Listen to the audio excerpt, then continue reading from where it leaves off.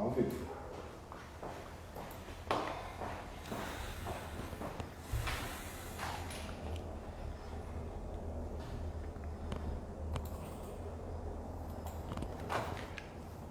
Olá, você que acompanha a TV Informe aqui do portal Informe Blumenau. Estamos ao vivo pelo nosso Facebook, no nosso site, para levar a vocês as ideias e propostas dos dois candidatos a prefeito de Blumenau que ficaram na disputa do segundo turno. Uma oportunidade para que eles detalhem essas propostas e digam quais são os seus diferenciais com relação ao adversário.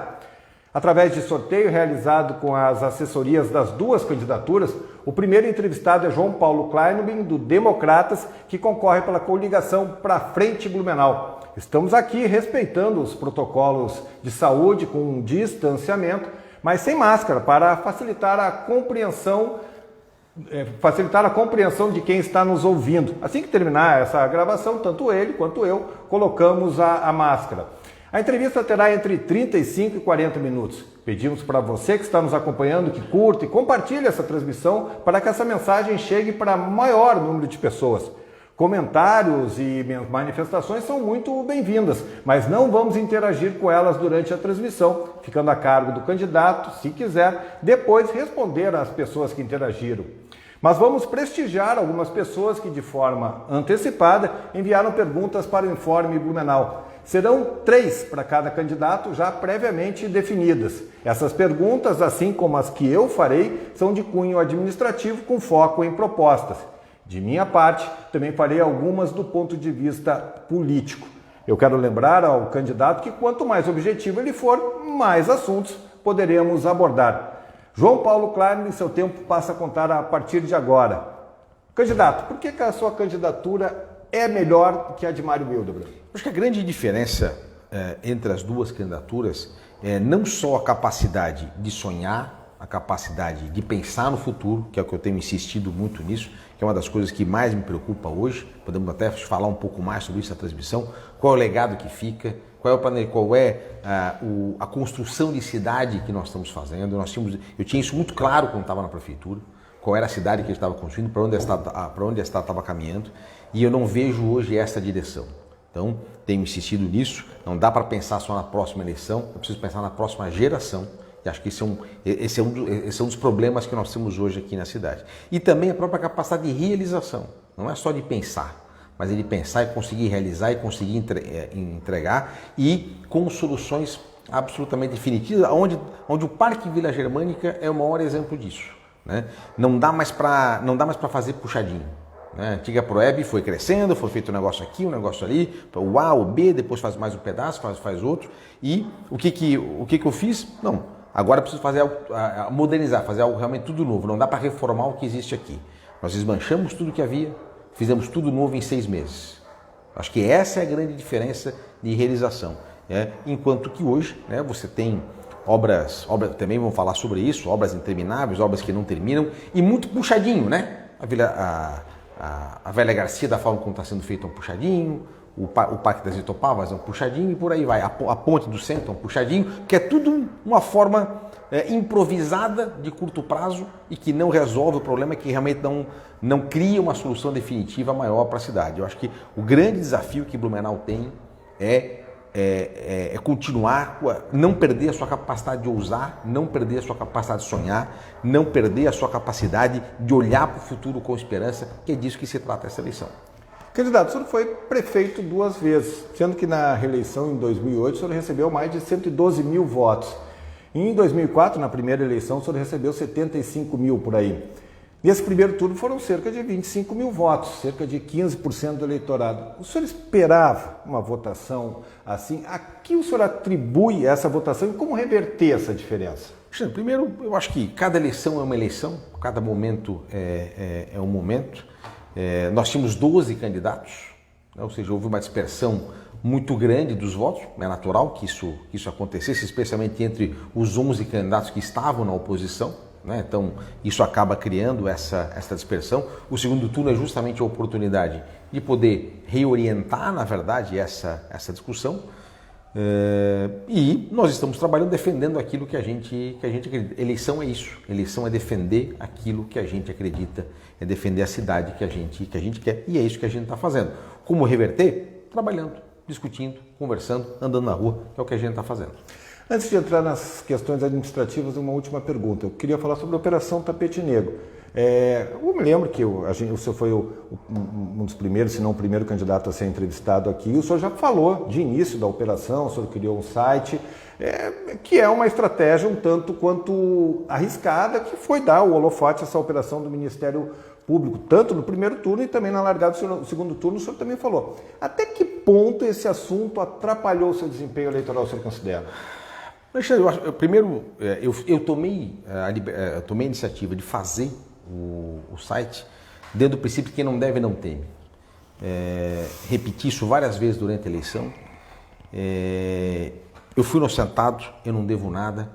E acho que aqui cabe uma reflexão, Alexandre, do ponto de vista do papel da imprensa e do papel da sociedade. Não é justo o que aconteceu comigo. Eu fui vítima de uma ação política há 10 dias de sair da prefeitura para manchar 8 anos de trabalho correto pela cidade. Enfrentei 2 enchentes, fiz o maior conjunto de obras da cidade e uma única pessoa, né, e se dizendo que representa, né, nem parte do Poder Judiciário mas enfim, monta uma operação baseada em fatos absolutamente inverídicos, monta uma operação, coloca um ar de dúvida sobre tudo que tinha sido feito até então, leva 8 meses para apresentar a denúncia. Quer dizer, eu nem me defender podia, porque eu levei 8 meses para ele conseguir. Não trouxe uma denúncia de corrupção, não trouxe uma denúncia de enriquecimento ilícito, não trouxe uma denúncia de lavagem de dinheiro, não encontrou um centavo de dinheiro desviado da prefeitura e só fez a denúncia no final, porque foi obrigado pelo Tribunal de Justiça, porque estava indo para o final. Nenhuma delas foi aceita pelo Poder Judiciário, porque nada de errado foi encontrado. E, infelizmente, eu continuo dando explicação. Muito por conta do mau uso da imprensa, muito por conta do tribunal da imprensa que existe hoje, em que a vida de uma pessoa, num único momento, é colocada em dúvida numa grande mentira que foi criada. Essa eleição também é a oportunidade de eu poder dizer para as pessoas, né, que eu posso ter meus defeitos, meu governo não foi perfeito, mas eu não sou e nunca fui desonesto.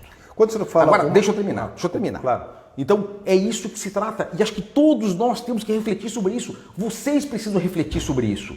Da maneira com que vocês cobrem esse tipo de coisa. Dando verdade à mentira.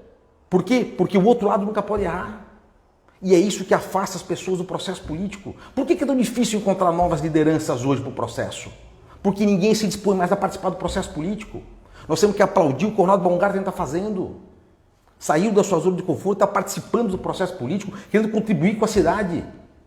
Alguém que pode morar em qualquer lugar do mundo, mas está aqui, trabalhando pela sua cidade para devolver para ela um pouco daquilo que ela lhe deu. É essa. E aí todo mundo diz, mas não tem renovação. Não tem renovação porque ninguém quer participar, ninguém quer se expor. A política virou a única atividade profissional em que ter currículo virou demérito. Quer dizer, eu duvido que alguém vai contratar um médico que nunca foi médico antes. Ninguém vai construir prédio com quem nunca construiu prédio antes. Só política que isso serve. Então, é essa a discussão que nós temos que ter. Nós queremos melhorar o processo político, queremos. Corrupto tem que ser punido? Tem. Agora, não dá para achincalhar com a vida das pessoas. Todos nós temos que ter responsabilidade. Eu fui duramente atacado, fui covardemente atacado nessa eleição. Requentaram matéria falsa, fizeram todo tipo de armação contra, e eu estou aqui, conversando com cada um, defendendo aquilo que eu acredito, com coragem, com determinação. Eu amo essa cidade. Essa cidade me deu as maiores oportunidades da minha vida. Deu para mim, deu para o meu pai, deu para a minha família. Eu quero que as minhas filhas vivam num lugar melhor e estou nessa eleição para isso. E vou continuar fazendo isso enquanto me for permitido. É a única coisa que eu quero fazer. Então, é também a oportunidade de poder esclarecer, porque não é justo, Alexandre, não é justo. Não é justo que depois de ser inocentado, depois de não ter nenhuma denúncia recebida, eu ainda continuo tendo que dar explicação. Não é justo, não é justo. Você deveria ter começado a pergunta dizendo, o senhor foi inocentado, mas mesmo assim ainda fala sobre isso. Mas vamos lá.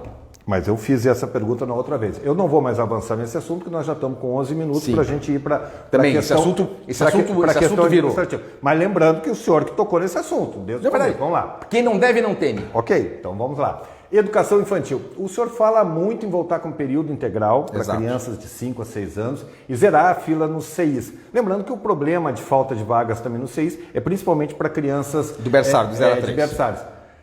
De que forma concreta o senhor vai conseguir fazer isso? Com que déficit o senhor trabalha e como é que o senhor vai conseguir fazer essas duas pontas tão importantes? Alexandre, o Fila Única hoje tem em torno de 2.600, 2.700 crianças hoje no Fila Única. Então vamos trabalhar com esse déficit, a nossa meta, o nosso compromisso. Gerarmos 3.000 vagas nos próximos 4 anos. Quando eu fui prefeito, nos 8 anos, nós geramos 5.500 vagas naqueles 8 anos e entregamos 18 novos CIs. Foram entregues em 8 anos. Como é que eu vou... Hoje, nestes últimos 8 anos, de 2013 para cá, tá? Apenas 2 CIs novos foram entregues. Apenas um foi construído. Esse é o comparativo que precisa ser feito. São 18 contra 2. Essa é a comparação pura e simples. A prefeitura tem 5 CIs hoje em construção. 5 CIs hoje em construção. De um convênio assinado em 2014, que a obra começou em 2017 e nenhum deles terminou e está há mais de um ano parado. É por isso que a fila não diminui. Quer dizer, como é que se explica que você tem 5 CIs, e se eu quiser eu posso nominá-los todos. O CI da Rua Antônio Traz, o CI do loteamento Jardim Germânico, o CI da Rua Rodolfo Sestrem, o CI Oswaldo Deschamps, lá no bairro do Garcia, e o quinto eu já lembro. São todos esses CIs, as obras estão absolutamente paradas. Então é por isso que a fila não anda. Então, e não adianta reduzir, não adianta gerar vaga reduzindo o serviço de quem já está. Eu tenho dito, já repeti isso várias vezes durante a eleição, vou repetir aqui de novo, a decisão de 2018 da Prefeitura, que acabou com o período integral para crianças de 4 e 5 anos, é um equívoco, é um erro e ela será revertida. Candidato, vamos fazer uma pergunta do pessoal que nos fez de forma antecipada pelas redes sociais. Aí eu cito o Luiz Antônio André, a Simone Salete e a Maria Austin da Cruz. Eles dizem que acham um absurdo o blumenauense pagar a tarifa de esgoto de 110% sobre o consumo de água. O candidato pretende rever isso? Qual seria a cobrança justa e se há espaço no contrato firmado para essa mudança? Sim, é possível reverter. Importante que se esclareça que em 2012, quando eu saí da prefeitura, a relação esgoto-água era de 98%. Então a taxa de esgoto era 2% menor que a tarifa de água. Todos os aumentos aconteceram depois. Isso dá uma diferença se você considerar a taxa mínima hoje. A taxa mínima de água para 10 metros cúbicos é de R$ 32,00 e a de esgoto é de R$ 37,00, né? Dá uma conta de R$ 70,00, R$ 69,00 na taxa mínima aproximadamente. Há espaço sim. Acho que o Blumenau precisa evoluir em algo que outras cidades, outras cidades estão fazendo. Começou com Jaraguá do Sul, se não me engano. A Casan começou na tarifa agora desse ano, agora 2020, que é acabar com as faixas de consumo. Ou seja, hoje, especialmente para quem tem famílias menores ou que consomem menos água, você paga sempre por 10 metros cúbicos, independente de consumir menos. Assim, numa conta simples, eu imagino 30% dos consumidores estão nessa faixa. Hoje, tanto a Casan já está fazendo, o Jaraguá está fazendo, você cobra uma taxa, chamam de TOB, taxa operacional básica, que é ou taxa de disponibilidade operacional, TDO, e que você cobra um valor pela disponibilização da rede que está na tua rua e passa a colocar o consumo a partir dali, né? Então isso dá um ganho para quem hoje consome menos, dá um ganho para quem mora muitas vezes em condomínios, onde é cobrada a taxa mínima de todos os apartamentos, dependendo do consumo. Então há espaço sim para revisão do contrato, há espaço sim para revisar com a própria concessionária o preço da tarifa e encontrar formas, inclusive, que eu acho que é fundamental, Alexandre, de sinergia entre o SAMAI e o concessionário do ponto de vista de tentar reduzir o custo geral do sistema e com isso também fazer com que o valor da água fique mais baixo. Outro leitor nosso, o Pedro Paulo Martins Barbosa, aborda o tema da ocupação irregular, falta de política habitacional e fiscalização. Ele diz que é fato que a ação da prefeitura tem se mostrado ineficaz tanto no governo atual quanto nos passados. A impressão é que fecham os olhos para um grave problema existente que só aumenta. Existe o direito de ir e vir, mas como lidar com o déficit habitacional existente e ao mesmo tempo receber os futuros moradores em Blumenau sem aumentar o problema? Qual é a sua proposta para lidar com essa situação? Primeiro, a questão da fiscalização, especialmente depois de 2008, eu fui muito rigoroso com a fiscalização, né? Especialmente com relação à ocupação de determinadas áreas de risco.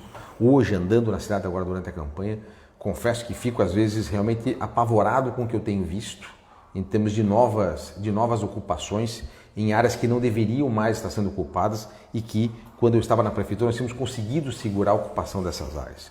Parte da ocupação passa pelo engajamento permanente da comunidade, por uma presença da prefeitura nessas áreas e com uma política muito forte de regularização fundiária, até para o envolvimento dessas comunidades. Eu comecei o serviço de regularização fundiária do município em 2005, quando eu comecei na prefeitura. Nós fizemos as maiores ações de regularização de áreas do município. O investimento foi feito no Dona Edith, o investimento foi feito no Morro da Pedreira, a regularização do abastecimento de água e de luz de várias comunidades, da Vila Enzen, da Vila União, do Morro da Figueira, de tantas outras que foram justamente viabilizadas lá. Em 2017, foi aprovado pelo Congresso Nacional a nova lei da REURB, que justamente facilita o processo de parcelamento de solo e da regularização dessas áreas. Infelizmente, a Prefeitura não encaminhou nenhum processo de REURB para nenhum dos 3 cartórios de registro de imóveis de Blumenau. Indaial, aqui do lado, está fazendo uma parceria com o cartório de registro de imóveis, que deve ter entregue perto de 1.000 títulos. O município de Lages tem os maiores trabalhos do Brasil, de Santa Catarina nessa área, já deve ter entregue perto de 4.000 títulos usando a REURB. Blumenau não entregou nenhum ainda, por falta de ação da prefeitura, mesmo eu já tendo todas as zonas especiais de interesse social demarcadas, boa parte dos levantamentos inclusive encaminhados, então muito pouco de fato se avançou. Mas é preciso ter sim uma política habitacional adequada, de parceria com o governo federal, parceria com a Caixa Econômica, buscar novas fontes de financiamento e a partir do momento que você consegue oferecer a quantidade certa, e com a fiscalização você consegue evitar determinadas ocupações da cidade que infelizmente continuam acontecendo e se tornarão cada vez mais um problema. Candidato, o senhor fala muito que as grandes obras viárias que estão sendo feitas em Blumenau são frutos de iniciativa sua, de realizar projetos e buscar os recursos no BID. Isso aconteceu no final do seu segundo mandato. 2012, agosto de 2012. Lembro bem disso. E tem uma obra que é a mais emblemática do seu projeto, do seu todo, que é a Ponte Centro, que na sua proposta seria uma ponte estaiada na saída da Rodolfo Fraiga. Minha pergunta é a seguinte: desse conjunto de obras que já foi feito, que está sendo realizado, prolongamento da Humberto de Campos, revitalização da Rua General Osório, revitalização da Rua República Argentina, prolongamento da Rua Chile, 2 terminais urbanos, o que seria possível fazer caso a sua proposta de ponte fosse executada? Teria dinheiro para essas obras todas? Tinha. Outra inverdade que se colocou é que a ponte custava 89 milhões. Isso não é verdade.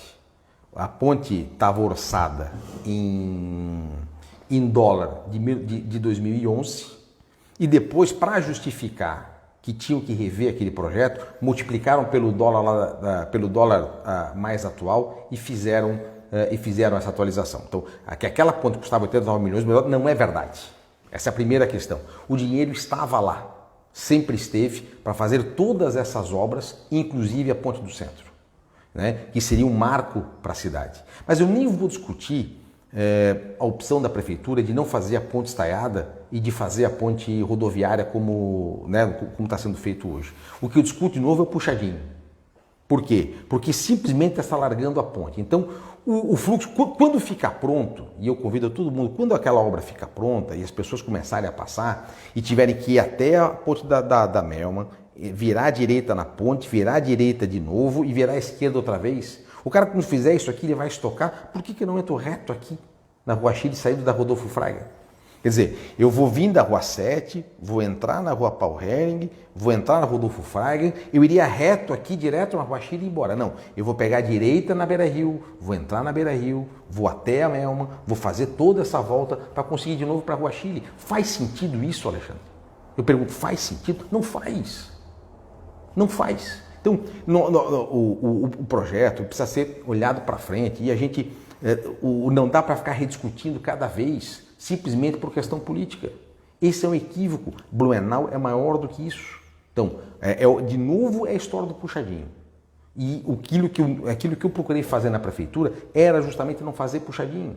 Essa é a grande diferença. Começou perguntando a diferença, essa é uma delas.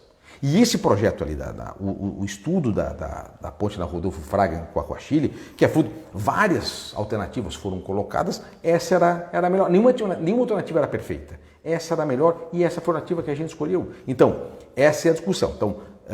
Então, poderia ter sido feita uma ponte rodoviária, mas naquele local. Não, foi se fazer um puxadinho lá na ponte Adolfo Conde. Essa é a diferença. Na saúde, candidato, qual é a sua proposta para desafogar o atendimento na emergência dos hospitais da cidade e, já ainda que estamos falando de saúde, agilizar a consulta de especialistas e exames na rede pública da cidade, que são os dois grandes gargalos? Sim. Primeiro, é preciso investir na atenção básica. Então, novamente, vamos fazer o comparativo. Quando eu estive na prefeitura, nós criamos 32 novas equipes de saúde da família. Nós temos de 32 para 64 equipes. Hoje são 66. Então, no mesmo período em que eu fiz 32 equipes, foram feitas agora 2 equipes apenas. Blumenau parou de investir na atenção básica. Parou de investir na ponta, no agente comunitário de saúde e estagnou a população atendida pela atenção primária, que é o que reflete aonde? Lá na emergência do hospital que tu estavas falando. Então, esse é o ponto número 1. Então, a primeira questão é voltar a investir na atenção básica. Esse é o ponto número 1. Ponto número 2 é criar 2 unidades de pronto atendimento. Uma na região central, outra na região norte da cidade, utilizando o Hospital da FUB. Com isso, você tira hoje o pronto atendimento de dentro das unidades hospitalares, né? Porque a confusão entre a entrada do pronto atendimento e a entrada da emergência prejudica o sistema. Os próprios hospitais demandam isso já faz um bom tempo e chegou o momento disso ser encarado e ser realizado. A questão das consultas, você faz, né, com ampliação do serviço.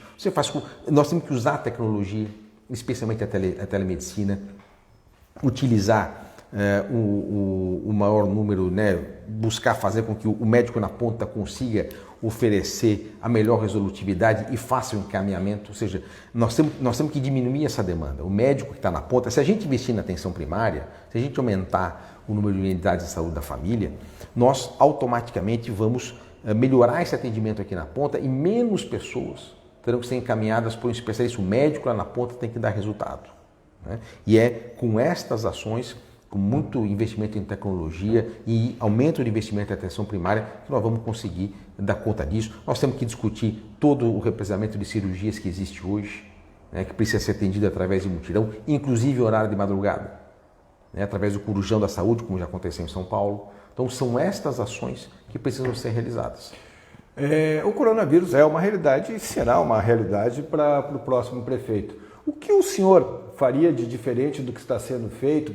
Por exemplo, se houver vacina, eu já ouvi o senhor falando da vacina, se houver vacina, o senhor defende que ela deva ser obrigatória para a população?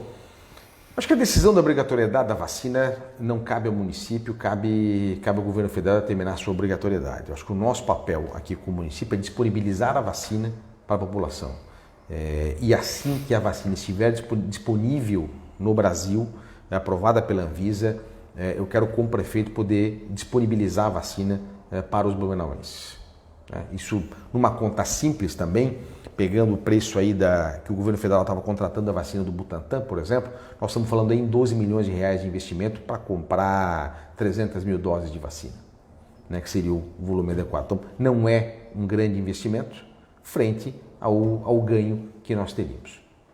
E com relação aos demais, não só a questão das vacinas... Com relação ao Covid, olhando de novo para o que deu certo no mundo, o que deu certo no mundo? Deu certo rastreamento de contato e testagem em massa, e rastreamento de contato. Né? Uso de tecnologia para isso. Né? Ou seja, você, né, no mestrado que eu estou fazendo na universidade do exterior, você mesmo hoje fora, em função da pandemia, toda segunda-feira eu tenho que responder uma pesquisa. Se eu tive contato com alguém com sintomas, se eu tenho sintoma, com quem que eu encontrei, isso é rastreamento. Quer dizer, não é só testar. Não é só testar, mas é testar e rastrear contatos, usar tecnologia, usar SMS para isso. Assim você consegue identificar os casos o mais cedo possível, isolar estas pessoas e evitar que a doença se propague. Além, é claro, de estimular medidas simples como o uso de máscara, por exemplo, que trazem um efeito bastante importante para o controle da doença. Outra pergunta dos nossos leitores, aí eu cito a Linda Mira, a Laís, o Aníbal e a Ângela Moreira da Costa. Qual o planejamento para o pagamento das parcelas do SBLU, que todo ano passa por renegociação do pagamento da parte patronal referente à prefeitura? Como é que o senhor pretende equacionar essa dívida do município com o SBLU? Como é que o senhor vai fazer? Alexandre, essa é uma pergunta que merece uma reflexão muito mais ampla, não sei quanto tempo eu tenho ainda. 24 minutos. Mas temos bastante tempo, mas para você ver o que isso representa para a cidade. De 2015 para cá, a prefeitura, é importante destacar que eu deixei em dia, né? Ou seja, se você contar, eu assumi com 9 parcelas em atraso e deixei com 3 parcelas. Então eu reduzi o volume de dívida de parcelas em atraso que havia com relação ao SBLU. Em 2015, a prefeitura começou a atrasar sistematicamente o SBLU. De 2015 a 2019, considerando 13 parcelas por ano com o 13º, são 65 parcelas do patronal a serem pagas, certo? 44 deixaram de ser pagas. Apenas 21 parcelas foram pagas nesse período. Essa dívida hoje são mais de 150 milhões de reais. Então, é 2 vezes quase o empréstimo que a prefeitura está fazendo com o Banco do Brasil para fazer algumas obras aqui na cidade. Então, o SBLU virou o banco da prefeitura. A prefeitura, quando não tem dinheiro para pagar suas contas, ela recorre ao banco do SBLU e deixa de pagar o patronal. Só que ela está comprometendo a saúde financeira do SBLU, ela está comprometendo a aposentadoria dos servidores e está comprometendo o futuro da cidade. Essa é a ação hoje mais importante, né? Nós temos que chamar as entidades, o observatório social para discutir essa questão e acompanhar a questão do SBLU, Alexandre. Porque o SBLU vai quebrar a prefeitura, vai quebrar a cidade. Nós estamos caminhando para nos tornarmos o Rio Grande do Sul e ficar completamente insolventes. E isso está acontecendo sistematicamente desde 2015. E essa é a discussão. A primeira coisa a fazer é voltar a pagar em dia. A primeira coisa a fazer é voltar a pagar em dia, até para poder chamar o servidor para fazer a discussão de como renegociar todas essas parcelas que ficaram em atraso. E aí vou te dar mais um dado. Nesse mesmo período, então, olha só que estranho. De 2013 para cá, o ICMS, que é a nossa principal receita, aumentou 43%. A receita tributária própria da prefeitura, ISS, TBI, o IPTU, que são as três principais, aumentou 100%, dobrou nesse período. Aliás, no período, de 2013 a 2018, que é o dado que eu tenho. Não estou considerando 2019, estou considerando 2020. Então, nesse período de 2013 a 2018, dobrou a receita própria do município e aumentou 43% a receita de ICMS. Não tem uma obra na cidade sendo feita que não tenha recurso emprestado. Tá? E o SBLU não é pago. O dinheiro da prefeitura está indo para onde? Está se perdendo na ineficiência administrativa? Esse é o questionamento que nós temos que fazer. Como é que a prefeitura pode ter dobrado a sua receita nesse período, usou empréstimo para fazer obra, a saúde das pessoas do meio, e aí assim, não tem uma creche feita, porque só entregaram 2 creches novas, entregaram só 2 equipes de saúde da família nesse período, ou seja, não aumentou o atendimento em educação, não aumentou o atendimento em saúde, a receita dobrou e o SBLU não foi pago. Onde é que esse dinheiro foi parar, Alexandre? Essa é a discussão dessa eleição. A insolvência da Prefeitura Municipal de Blumenau. A Prefeitura caminha para a insolvência e esse é um assunto que não é da Prefeitura. Esse assunto é meu, ele é teu, ele é de quem está nos acompanhando. Porque a Prefeitura vai quebrar todo mundo junto. Nós estamos caminhando para ser o Rio Grande do Sul. A prefeitura caminha para a insolvência, os números da prefeitura demonstram isso.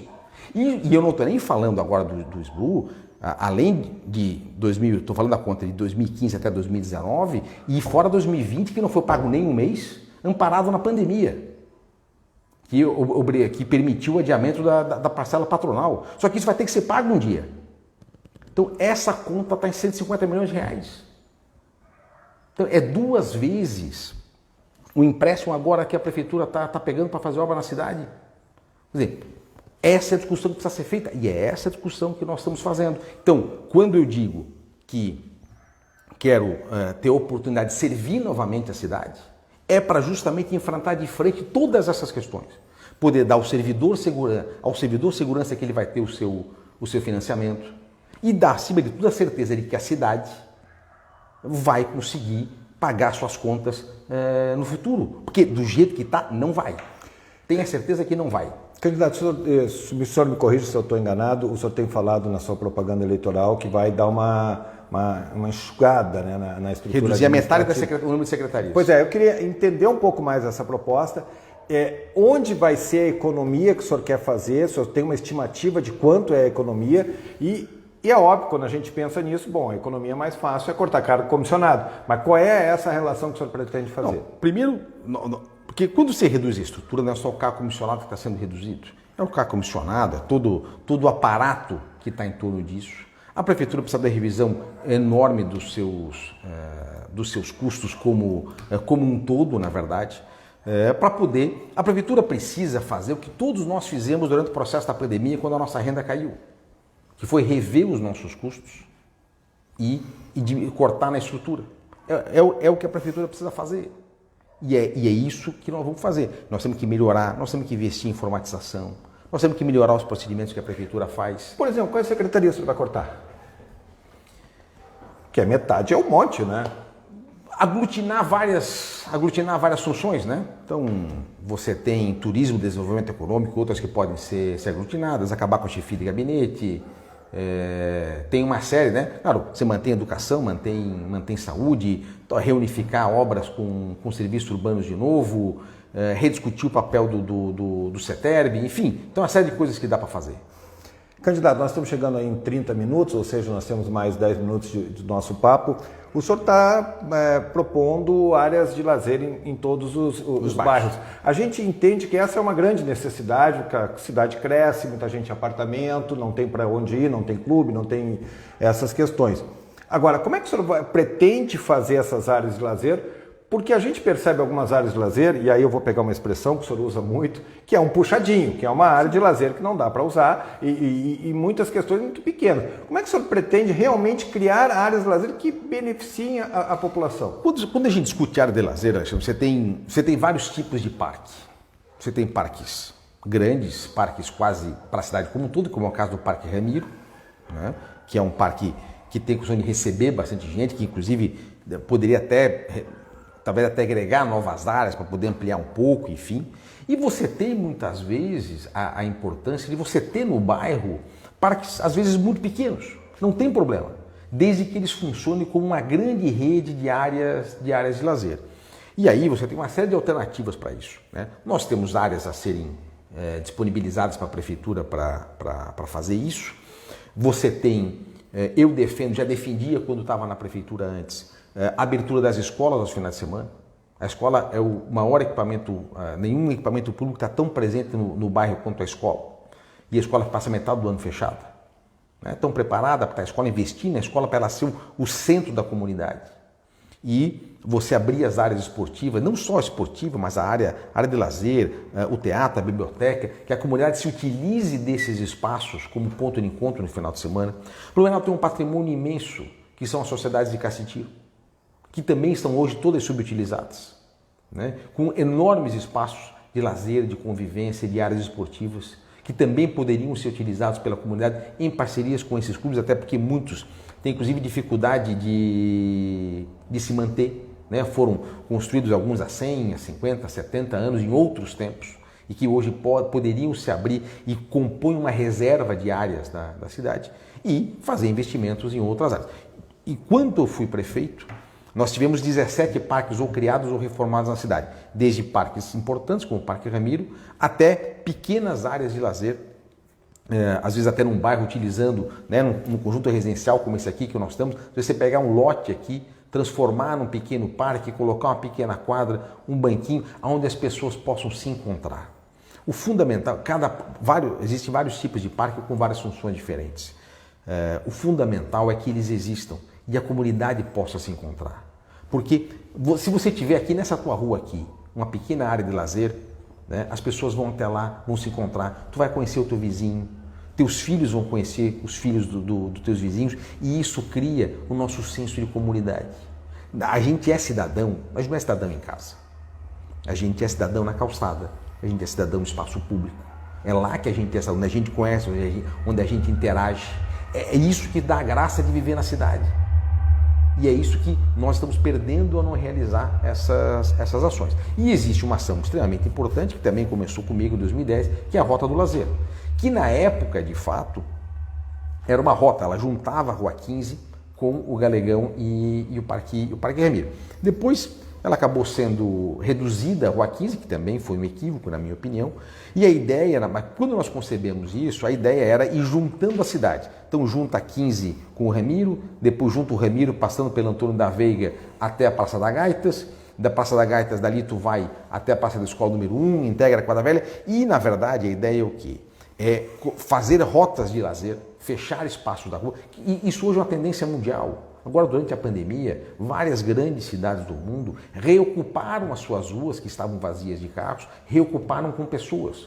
Alguns provisoriamente, e esse provisório em muitas está ficando permanente. As pessoas estão reocupando a rua. A rua não é só para o carro, e a cidade não é apenas do carro. Nós temos que ocupar esse espaço. E isso está na base da nossa proposta, inclusive da cidade de 15 minutos, que é um conceito extremamente moderno que nós estamos querendo trazer para mudar a maneira com que a gente enxerga a cidade. Então, você vai ter a Rota do Lazer ali da região central, tu vai ter uma Rota do Lazer aqui na Fritz Kegler, aqui perto da tua casa, vai ter aqui na Francisco Faldig, num trecho. Depois, a ideia é interligando isso tudo no domingo naquele que será o maior parque provisório do Brasil. Então, aí você integra, você junta a cidade num grande espaço, ainda que seja só nos finais de semana. Então, é essa criatividade, Alexandre, é essa ousadia que justamente eu e o Ronaldo queremos trazer de volta para a prefeitura. E puxadinho, só para terminar a sua conversa, puxadinho é o Parque das Itopavas, que foi mal concebido, mal planejado e mal executado. A área de lazer, ela tem que ser acessível a pé ou de bicicleta da tua casa. Eu quero que alguém me diga como é que alguém vai chegar a pé naquele parque. Como é que vai chegar de bicicleta naquele parque. E diferentemente do que foi colocado nesse sábado no debate, que aquela área teria sido planejada por mim, foi desapropriada por mim, isso não é verdade. Aquela área foi desapropriada em 2004 pelo prefeito Décio Lima para ser entregue ao CTG Fogo de Chão para a realização da Festa do Cavalo. Então o prefeito Mário não foi correto na informação. Candidato, estamos aí, passamos os 35, temos mais 5 minutos, eu queria fazer 3 perguntas da área da questão política, se desse um ping-pong. Nesse sábado, o senhor lembrou bem, teve o debate da ND-TV que acabou sendo interrompido, pois seu adversário passou mal ao vivo e teve que, inclusive, ser levado para o hospital pelo SAMU. O senhor foi consultado e imediatamente optou pelo cancelamento do debate, que merece ser saudado e elogiado. Hoje, boa parte da imprensa está repercutindo um áudio do seu candidato a vice, Ronaldo Baumgart, onde ele diz claramente que acha que foi armação do prefeito e diz que não se pode ter pena. Qual é a posição do candidato Kleinman a essa manifestação do seu vice? Primeiro que não foi uma manifestação, foi um áudio privado. Ele não disse isso, ele não deu entrevista, não deu declaração, não fez nada disso e privado deveria ter continuado. Ponto número 1. Ponto número 2, foi errado, e ele já pediu desculpa e o assunto está encerrado. Ele pediu desculpa, eu não vi na gravação, ok. Agora as 2 últimas perguntas, ping-pong bem bom. Essa semana, tudo como a política está se movimentando, o governador Carlos Moisés tem tudo para voltar para o governo. Qual é a sua opinião sobre o governo Carlos Moisés? Como blumenauense? Como blumenauense. Um desastre. Vamos lá. Por quê? Porque ele não deu resposta para nada do que são as nossas principais demandas. Né? Qual é a solução que o governo vai dar para a conclusão da Via Expressa? do prolongamento da via expressa. Quer dizer, digo isso como cidadão, ou seja, aquilo que eu esperava que o governador fizesse para Blumenau. Qual foi a ação até hoje que foi feita? Né? Essa é a questão. Mas, de novo, falta liderança de Blumenau na cobrança. Acho que o prefeito tem que liderar a cidade nessa cobrança e é isso que nós vamos fazer. Candidato, com relação ao governo Jair Bolsonaro, em especial no que diz respeito ao combate à pandemia, qual é a sua avaliação do governo? Eu acho que o governo Jair Bolsonaro tem erros e tem acertos como qualquer outro. E acho que se o presidente ficasse um pouco mais quieto, ele ajudaria muito mais o Brasil e o seu próprio governo.